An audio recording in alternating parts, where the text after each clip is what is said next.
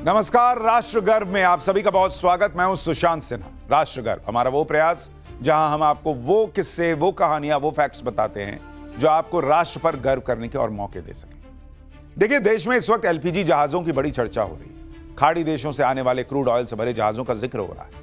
लगभग हर हिंदुस्तानी अपडेट ले रहा है कि कितने जहाज हॉर्मुज से होकर गुजरे, कितने metric ton gas strait of Hormuz के रास्ते हिंदुस्तान पहुंचने वाली है। आपको पता है कि इन जहाजों को किन की बदौलत सुरक्षित भारत लाया जा रहा है? कौन है भारत का ऐसा रक्षक जिसने संकट की इस घड़ी में हिंदुस्तानियों की टेंशन कम की है? आज राष्ट्र गर्व के इस एपिसोड में देश की उसी ताकत के बारे में आपको बताने जा रहा हूं जिसे किसी भी ऑपरेशन में उतारने का मतलब 100% कामयाबी।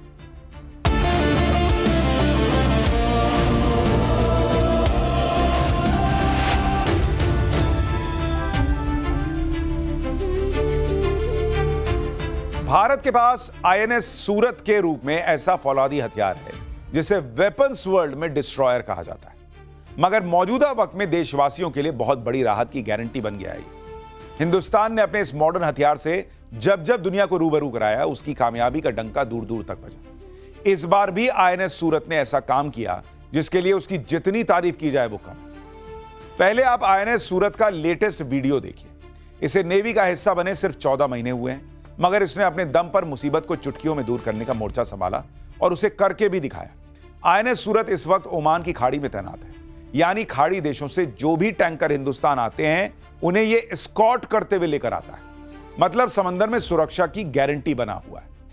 इसी की बदौलत एलपीजी गैस से लदे जहाजों को हॉर्मुज के रास्ते ओमान की खाड़ी तक सुरक्षित निकाला जा रहा है। समुद्री डाकुओं के अटैक से भारतीय जहाजों को इसकी बदौलत बचाया जा रहा है। और ओमान की खाड़ी की तरफ कोई भी रेस्क्यू ऑपरेशन इंडियन नेवी को चलाना है तो आईएनएस सूरत सबसे आगे खड़ा मिलता है। शिवालिक, नंदा देवी और जग लाडकी ये भारत के वो जहाज हैं जो ईरान के दबदबे वाले स्ट्रेट ऑफ हॉर्मुज को पार करके हिंदुस्तान पहुंचे।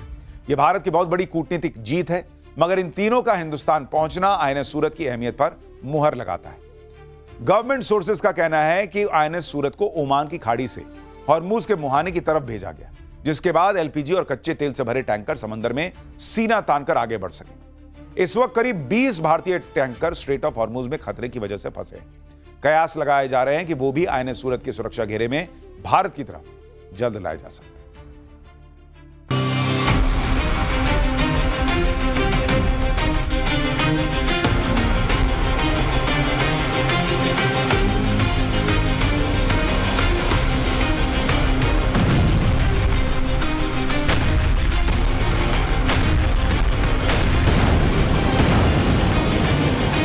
हिंदुस्तान का ये डिस्ट्रॉयर 15 जनवरी 2025 को नौसेना में कमीशन किया गया, यानी बहुत ज्यादा वक्त नहीं हुआ है आईएनएस सूरत को सर्विस में आए, मगर चंद महीनों के भीतर इसने जो ऑपरेशन पूरे किए वो हर देशवासी के लिए गर्व बन गए।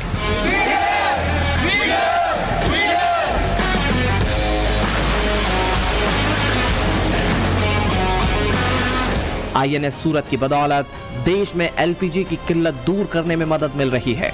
आईएनएस सूरत के सुरक्षा घेरे के सहारे भारत में पेट्रोल डीजल की कीमतें स्थिर रखने में मदद मिल रही है।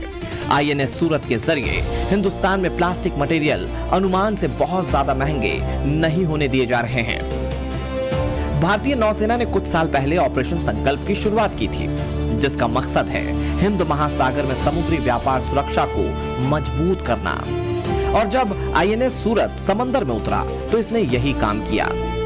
शुरुआत में इस डिस्ट्रॉयर ने भारत आने वाले जहाजों को समुद्री लुटेरों से बचाया था, मगर ईरान और इजराइल की जंग में एलपीजी से लदे टैंकर्स को स्ट्रेट ऑफ हॉर्मुज से पार कराने की जिम्मेदारी आईएनएस सूरत को सौंपकर भारत ने इसे सीधे एक्शन में ला दिया।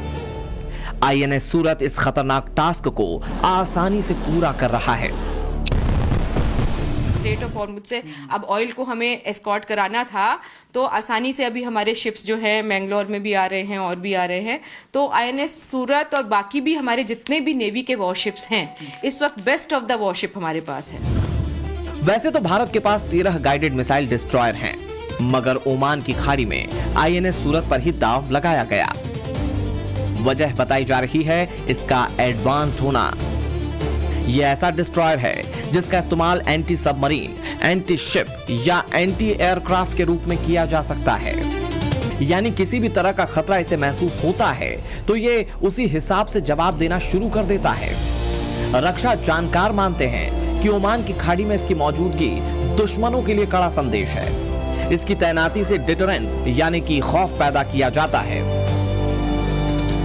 और फिर कोई भी भारतीय जहाजों पर हमला करने की हिम्मत नहीं जुटा सकता। –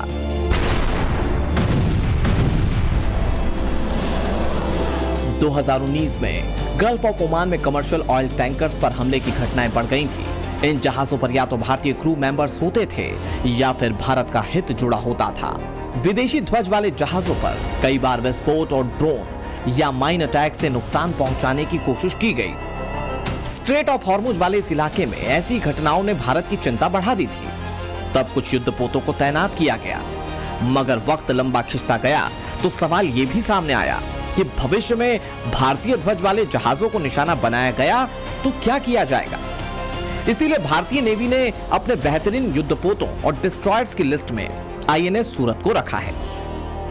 एक रिपोर्ट के मुताबिक 2019 के बाद से अब तक 500 से ज्यादा भारतीय जहाजों को हाई टेंशन पीरियड में एस्कॉर्ट किया जा चुका है। इनकी बदौलत हजारों लाख टन कार्गो सुरक्षित भारत लाया जा चुका है। हालांकि ऑपरेशन संकल्प शुरू हुआ तो 20 से ज्यादा युद्धपोतों को उतारा गया था, मगर अब आईएनएस विशाखापट्टनम के साथ मिलकर आईएनएस सूरत ने अकेले मोर्चा संभाल लिया है। ईरान इजरायल युद्ध की वजह से जो टैंकर्स स्ट्रेट ऑफ हॉर्मुज में फंसे हैं, उन पर निगरानी रखने में इस डिस्ट्रॉयर से भी मदद मिल रही है।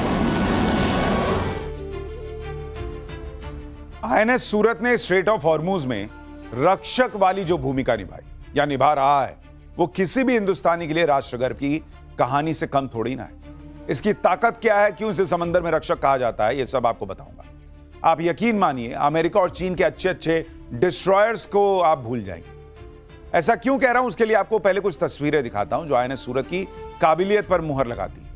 जून 2025 में सिंगापुर के MV वॉन हाई 503 जहाज में आग लग गई। कैसे 20 समंदर कंटेनर शिप से लपटे निकलती दिख रही। और जिस वक्त यह हादसा हुआ तब सिंगापुर के झंडे वाला जहाज कोच्चि के पास था। इसलिए इंडियन नेवी ने अपना फर्ज निभाते हुए रेस्क्यू ऑपरेशन चलाया। इस रेस्क्यू ऑपरेशन के लिए सबसे ज्यादा आईएनएस सूरत पर भरोसा जताया गया। कुछ घंटे की मेहनत के बाद भारतीय नौसेना ने 18 क्रू मेंबर को सुरक्षित बचा लिया और आईएनएस सूरत पर उनका इलाज भी किया गया। चीन ने इसके लिए हमारा धन्यवाद किया था। दरअसल जिन 18 लोगों को नई जिंदगी दी गई, उनमें 14 चीन के नागरिक थे। यहीं से दुनिया को पता चला कि भारत के आईएनएस सूरत की ताकत क्या है। कहते हैं कि चीन की सेना ने इसके जैसा डिस्ट्रॉयर बनाने की डिमांड कर दी।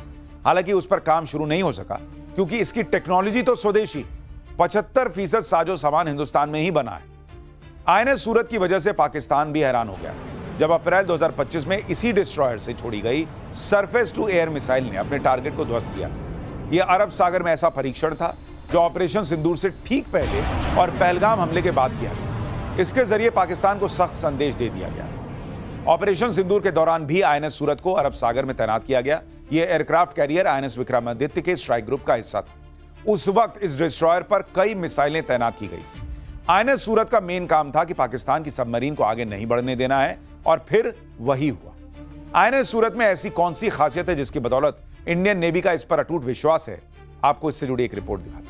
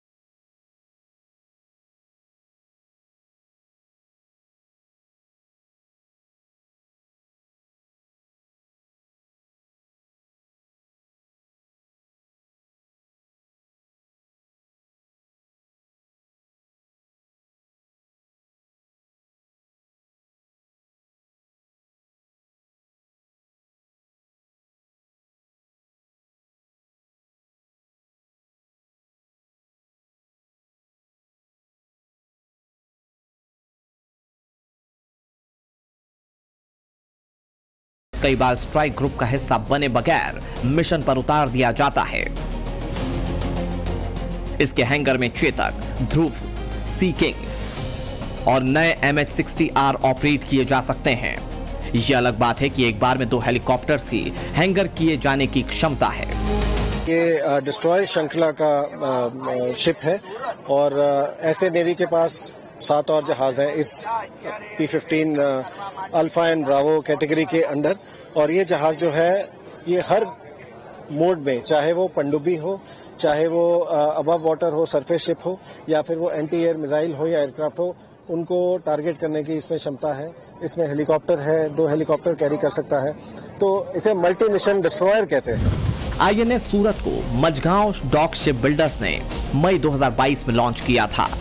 जनवरी 2025 में कमीशन करा दिया गया, यानी सिर्फ 31 महीने का समय लगा। यह किसी भी इंडियन डिस्ट्रॉयर के लिए अब तक का सबसे कम टाइम है। इसकी लंबाई 164 मीटर, चौड़ाई 18 मीटर और इसकी गहराई 7 मीटर है। इसकी रफ्तार 56 किलोमीटर है और एक बार में 15,000 किलोमीटर की यात्रा कर सकता है। इसे 45 दिन तक बिना रिफ्यूलिंग किए समंदर में खड़ा किया जा सकता है। यह देश में बनाया गया ऐसा पहला डिस्ट्रॉयर है जो आर्टिफिशियल इंटेलिजेंस से लैस है। यह किसी भी रडार को चकमा देकर ऑपरेशन करने में सक्षम है। उसके वो देखिए कि क्या क्या उसके अंदर फीचर्स हैं। तो सबसे बड़ा फीचर तो ये है कि वो एंटी रडार है उसमें, तो RAM कहलाता है वो, कि रडार एब्जॉर्बेंट मटेरियल होता है उसमें। तो कोई भी रडार के उसके कनेक्शन में वो आ ही नहीं सकता, क्योंकि वो उसको रिफ्लेक्ट ही नहीं करता लाइट को। सेकेंडली एकॉस्टिक इसमें सिस्टम है, तो एकॉस्टिक एब्जॉर्बेंसी भी है इसमें, तो बिल्कुल भी ये शोर नहीं करता। तो अगर कहीं जा रहा है तो कोई इसको आइडेंटिफाई नहीं कर सकता। एक्चुअली इसका एक निक नेम है, इनविजिबल हंटर। तो इसको इनविजिबल हंटर इसीलिए कहते हैं कि चाहे रडार हो, चाहे IR हो, चाहे साउंड हो, वो कोई भी इसको आइडेंटिफाई कर ही नहीं सकते कि ये जा रहा है। अरब सागर से लेकर हिंद महासागर तक अपना डंका बजाने वाले इस डिस्ट्रॉयर से पाकिस्तान थर्राता है। इस पर मौजूद 300 क्रू मेंबर्स इतने एक्सपर्ट होते हैं कि दुश्मन के सोचने से पहले ही इसे विध्वंसक बना देते हैं। इस डिस्ट्रॉयर का स्लोगन है वी डेयर। इसके लोगो में शेर बना है जो अंग्रेजी के S अक्षर के आकार का है। इस S का मतलब स्ट्रेंथ है, सुप्रीमेसी है। विशाखापट्टनम सीरीज के इस आखिरी डिस्ट्रॉयर के बारे में कहा जाता है कि भारत ओमान की खाड़ी में निश्चिंत हो चुका है। सूरत वॉरशिप उस कालखंड की याद दिलाता है जब गुजरात के पोर्ट्स के जरिए भारत वेस्ट एशिया से जुड़ा था।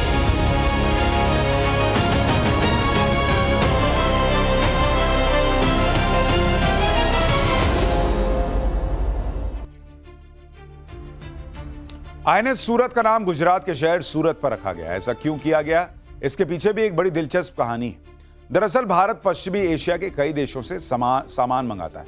यह सामान जहाजों के जरिए समंदर के रास्ते गुजरात के पोर्ट पर लाया जाता है और इन जहाजों के नाम हिंदुस्तान के अलग अलग शहरों पर थे, मगर इनमें कोई भी ऐसा जहाज नहीं था जो गुजरात से संबंध रखता। इसी के बाद मांग की गई कि एक तो जहाज ऐसा हो जिसे गुजरात के पोर्ट पर पहुंचने से गुजरात वाला प्राइड मिले। शुरुआत में चर्चा थी कि पोरबंदर के नाम पर इसका नाम रखा जाएगा, मगर सूरत के समुद्री इतिहास को इग्नोर नहीं किया जा सकता था। 16वीं और 17वीं शताब्दी में सूरत पश्चिमी भारत का व्यस्त बंदरगाह था। यहां दुनिया भर से जहाज आते थे और बनाए भी जाते थे। इसी को ध्यान में रखते हुए सूरत की विरासत को समृद्ध करने का फैसला लिया गया और अब INS सूरत लॉन्च किया गया। तभी यह सोच लिया गया था कि स्ट्रेट ऑफ हॉर्मुज के पास इसे तैनात किया जाएगा, क्योंकि वहां से आने वाले जहाज गुजरात पहुंचते थे। और इत्तेफाक देखिए कि इसकी कमीशनिंग के दौरान स्ट्रेट ऑफ हॉर्मुज में खतरा फिर से बढ़ गया। ईरान इजराइल युद्ध के चलते ड्रोन अटैक का डर था।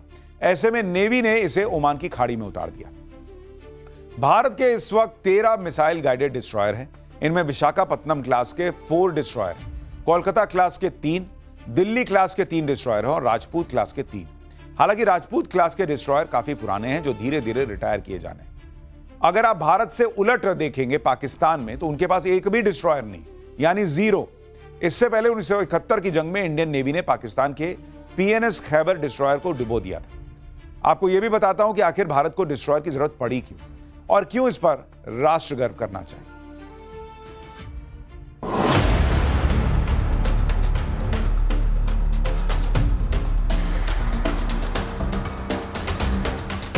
साल 1965 में भारत और पाकिस्तान के बीच जंग हुई। इस युद्ध में भारत ने पाकिस्तान को हरा दिया, मगर जिस तरह गुजरात के द्वारका पर पाकिस्तान ने अटैक की कोशिश की, उसके बाद यह महसूस हुआ कि हिंदुस्तान के पास ऐसे डिस्ट्रॉयर होने चाहिए जो समंदर की सुरक्षा तो कर सकें, मगर जरूरत पड़ने पर हमले करने में भी सक्षम हो। इसी के बाद ब्लू वाटर नेवी बनाए जाने की तरफ कदम बढ़ाए गए। डिस्ट्रॉयर से लैस किया जाना भी इसी का पार्ट था। 1973-1975 के डिफेंस रिव्यू में नौसेना की जरूरतों को मंजूरी मिली और सोवियत संघ से राजपूत क्लास के गाइडेड मिसाइल डिस्ट्रॉयर खरीदे गए। साल 1980 में भारत के पास आईएनएस राजपूत के रूप में पहला आधुनिक मिसाइल डिस्ट्रॉयर था। यही वो दौर था जब चीन ने अपनी नेवी के लिए हिंद महासागर में घुसपैठ बढ़ाना शुरू कर दी। String of pearls